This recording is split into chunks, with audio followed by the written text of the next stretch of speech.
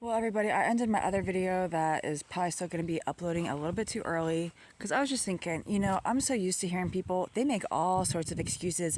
Oh, that's not fair. I can't do that, blah, blah, blah, because your yard, this and this, blah, blah, blah.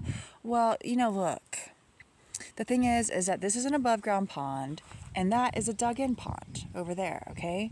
So even though I am blessed to have some gradation to my yard, like let's say I wanted to do this and I didn't have this, what I could have done is, since I've got a 2-foot limit that I'm working with on my pond depth, I could have built in, if I wanted to elevate it a little bit more, as I dug out the other one, I could have built in like a foot elevation on the base before I made my little pond cavity, and then graded things down so that it would flow, okay? Now, this doesn't take a lot of work, but this system that I'm setting up where I have an above ground pond that I'm going to be able to drain easily out of the bottom, okay, without hooking it up to a sump pump in the future once I get my drain installed, and then having a dug in pond, okay?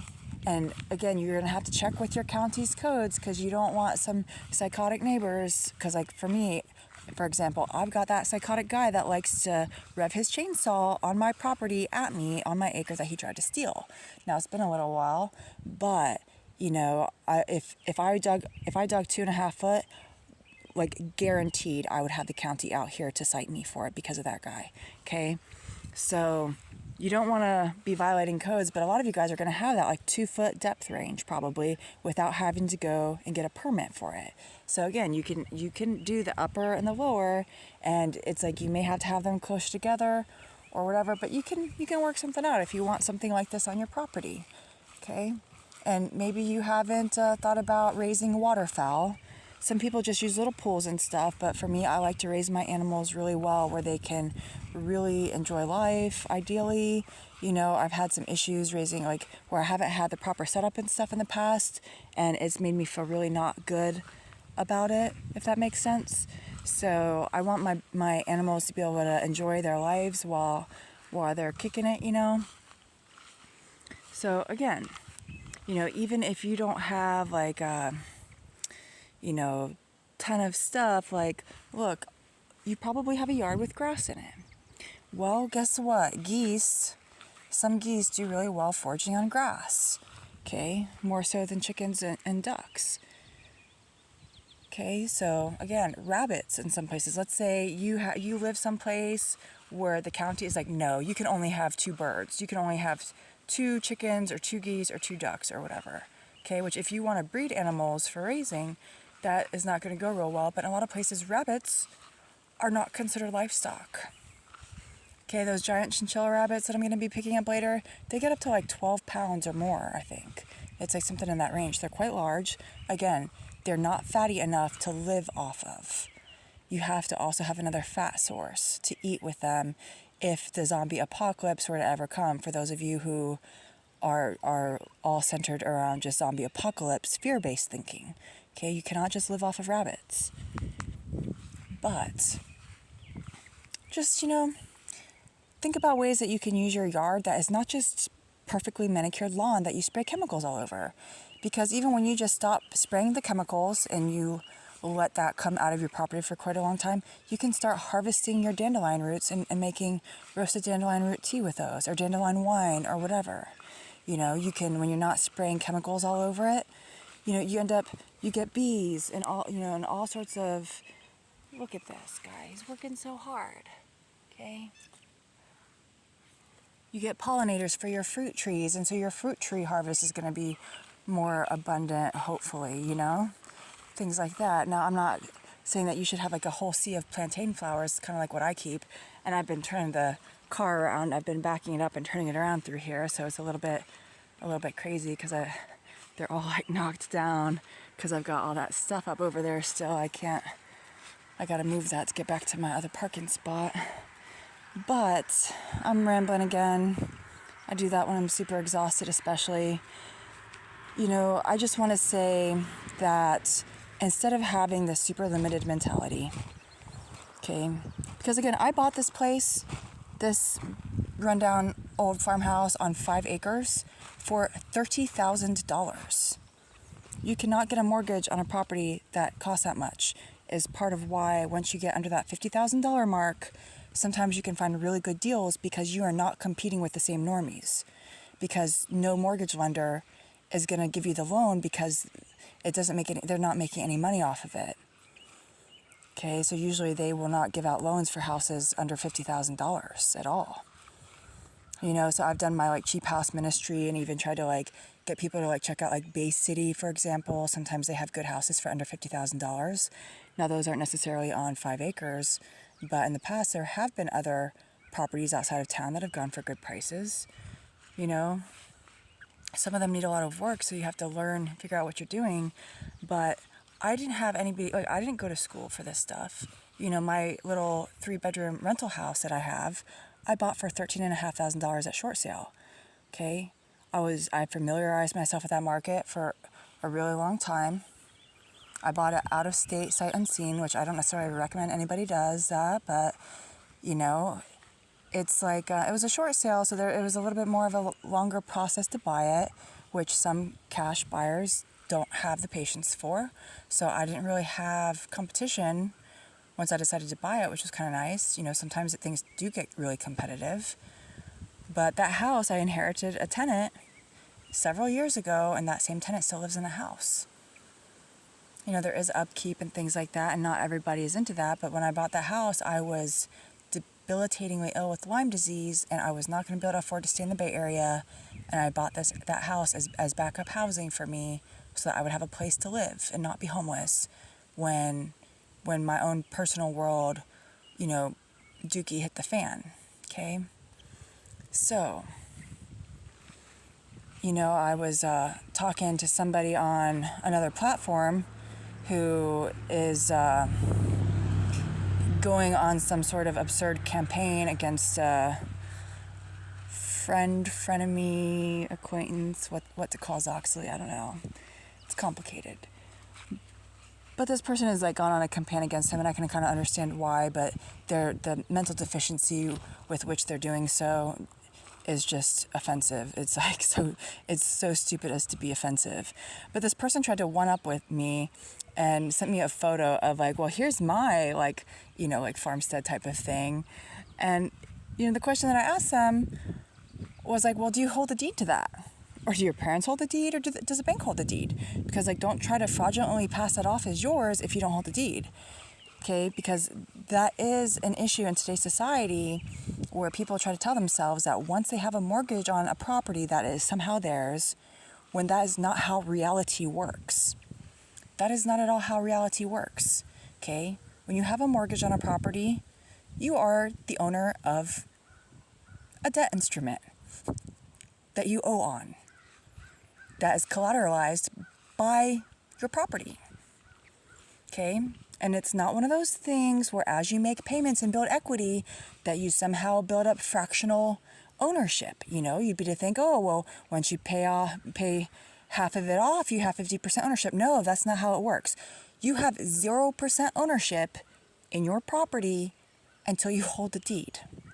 That is reality. So that this is like a common delusion that people have, that very many people every single year get disabused of when they get foreclosed on, when they become disabled or lose their job or suffer some other sort of financial hardship. So I have people mock me for my $30,000 house sometimes, okay? But it's mine. My property tax bill came in for summer of 2023, and it's about $278. The next half will be a little bit higher, okay? So it's like everybody gets to make their own decisions. If you want to have a massive mortgage in a place where your property taxes are $6,000 plus a year, okay, that's your choice, right? But if that is not sustainable, then, you should think about some other things. That's another thing, is some people talk about like, oh, and this video is getting a lot longer than I intended. But some people talk about like, oh, well, I came into some extra money. Should I pay off my mortgage right away? Because I have this money, I can pay off my mortgage, and they might even owe like $200,000 on the mortgage or less. People come in as different amounts of lump sums. And whenever I've answered that question for anybody, I ask them, well, how expensive are your property taxes? if something really bad were to happen and you were to lose your job and suddenly become disabled, would you be able to maintain the property taxes and everything? Like, are you willing to like rent out a room, do whatever it takes? Because some people have like $15,000 property taxes. Okay. So it's like one of those things, like, yes, you can hold the deed to that home, or you can go buy another home in some cheaper place as an investment property for now, or a vacation home, and hold the deed. Okay.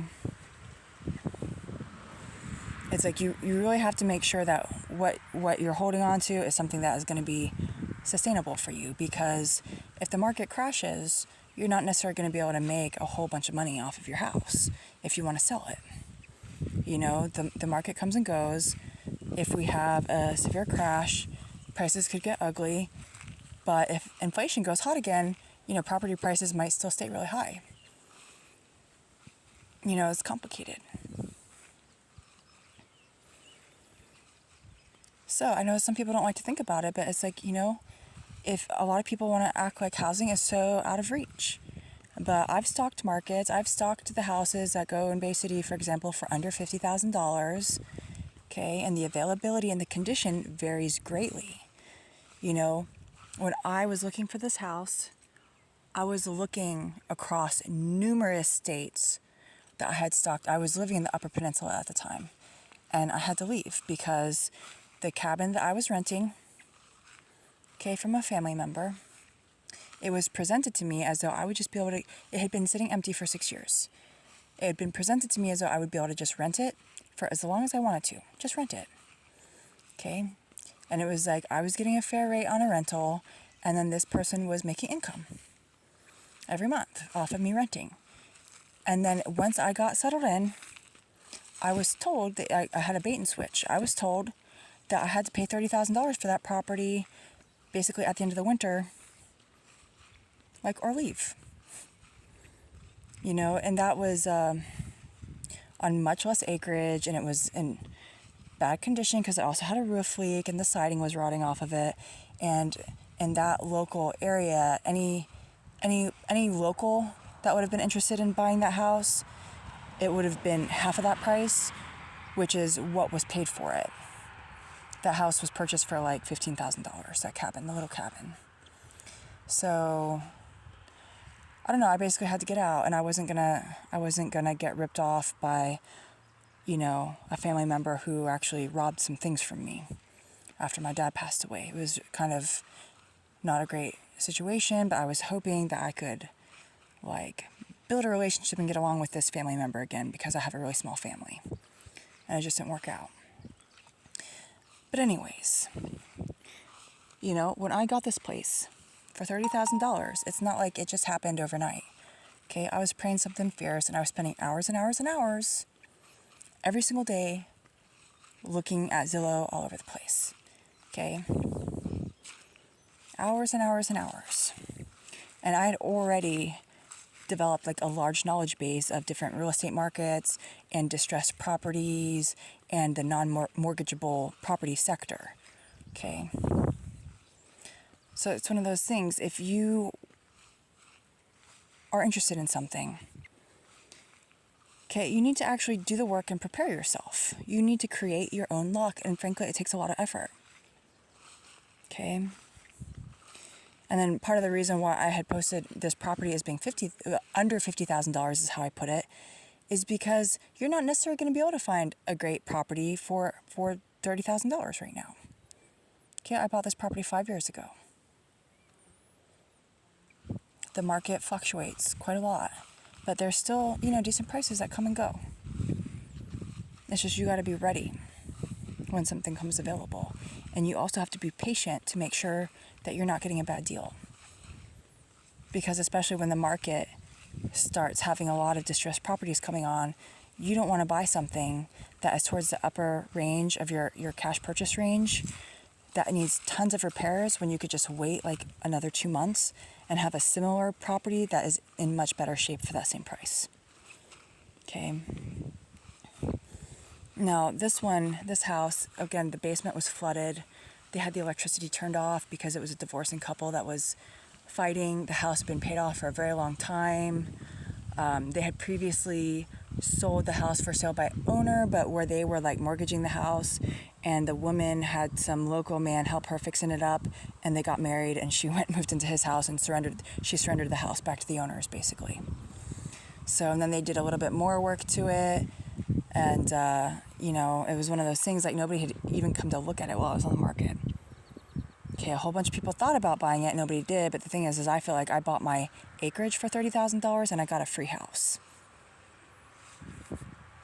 Basically. That's kind of how I was looking at it. So, I'm rambling, but I just find that people make a whole lot of flippin' excuses for why they say they can't do something or why they think somebody else had it easier. Some people do have it easy in life. I have had my ups and downs, I've had my blessings, and I've had my hardships. Okay? When I took this, I did have to take a risk, but I was taking a very educated risk because I developed a strong knowledge base about distressed properties and assessing the condition of homes and knowing what it was that I was willing to deal with or not. For example, if this house was going to be purchased to become an investment property, I would have never, ever, ever bought it. But since it's just for myself, I don't feel like I'm in a hurry to finish out the unfinished drywall in the house and stuff like that, for example. Because you guys have mostly seen some of the areas where there's actually paint on the walls, but there's actually a lot of unfinished drywall in my house as well. There's also the ceiling upstairs needs to be replaced because I had a roof leak. So there's problems. If I wanted to get this in rent-outable shape that was to normal societal standards and not just my standards, it would have been extremely expensive. And I didn't have that kind of money. This house was basically, it was like all I could, this price range, like even the $30,000 was a stretch for me at the time. Granted, I could have maybe sold more things, but it's like I'm somebody that because of my circumstances, I have to keep emergency savings and things like that. Okay. So, even if you have a flat property, you can still do this where you dig out one pond to create an above ground pond elsewhere. And then you're bringing water onto your property. Okay. And that water you can use later to for crops or for livestock or wildlife or whatever. I want to try to keep it flowing because I don't want this to contribute to my mosquito issue. So I'll see how much I actually keep this flowing. Because I'm probably not going to keep it flowing all year round. But I'll be able to actually turn on the tap to that upper one and just constantly have it low, slow trickle overflowing down into here to try to keep it unfrozen in the wintertime, for example. So I may get a separate pump so that it's not pushing out through my jet pump and my pressure tank, and just get a different fountain, pond pump to put in line on however it gets piped out. So I gotta go talk to my friend. I'm gonna let you guys go, but I just, I know some people are looking at this pond situation like it won't work on their property because their property is flatter than mine, because I do have a little bit of incline, but no, you can still do this. Okay, if you have no incline at all, you may just have to put in a 1 foot base on your upper above ground pond to give you just a little bit more wiggle room to get the water to flow right down to the lower pond if you want to basically connect them like what I'm doing. Okay, now not everybody has flowing, I have an artesian well that flows 3/4 of the year. So for me to just put a pond liner in that is a little bit different than if somebody was on city water, or if they don't, if their well is a little sketchy how much water they have. Okay. Anyways, take it easy, y'all. No excuses. Get strategic. Learn some creative problem solving. Decide what your goals are, and then figure out how you're going to make it happen. Okay, stop being the one that is holding yourself back with whatever it is that you want to do in life. Okay, figure out what you want and then figure out how to make it happen. Get yourself the skills you need, the knowledge base you need. Always build in room for failure. Okay? Gotta always build in that room for failure. You also gotta build in room to pay professionals sometimes to look at things for you. But even if you pay a professional to inspect a property for you, you should not count on them to know what they're doing, because that's one way to get burnt. They can easily miss a big problem even professional inspectors. That doesn't mean you shouldn't pay one necessarily, but you also need to learn what to look for, especially on large ticket items when you're actually looking at a home. Okay? Because those inspectors will miss things, and they did miss some big issues on my rental house. But still, I only paid $13,500 for the house. So I'm like, okay with it. But get strategic. Stop limiting yourself. Stop being your own gatekeeper. Stop making excuses. Most of you, that's all you have. You just have excuses and BS of why X, Y, Z, ABC. That's no way to live.